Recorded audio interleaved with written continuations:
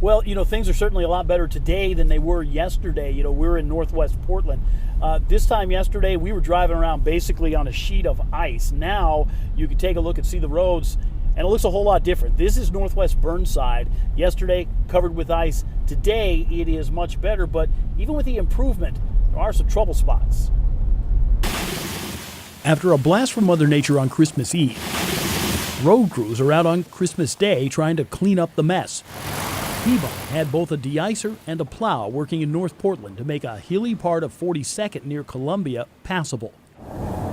This is what it was like Sunday night. A bus stuck on a hill in southeast Portland. Cars sliding on snow and ice-covered roads as they tried to get on Highway 26 in southwest Portland.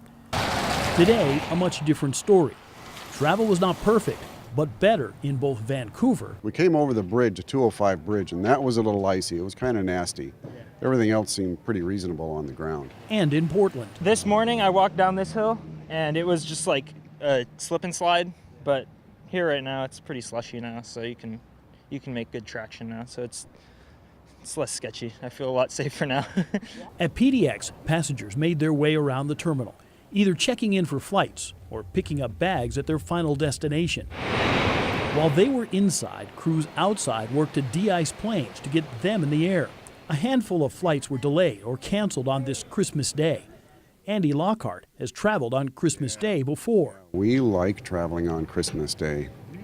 Yeah, it's a lot, people travel Christmas Eve and the day after Christmas. It's a lot lighter on Christmas Day. It didn't work as planned because his flight was canceled. He'll try again tomorrow. So there is a lot to be happy about in terms of what's going on the roads and traveling today, because it is better than it was yesterday.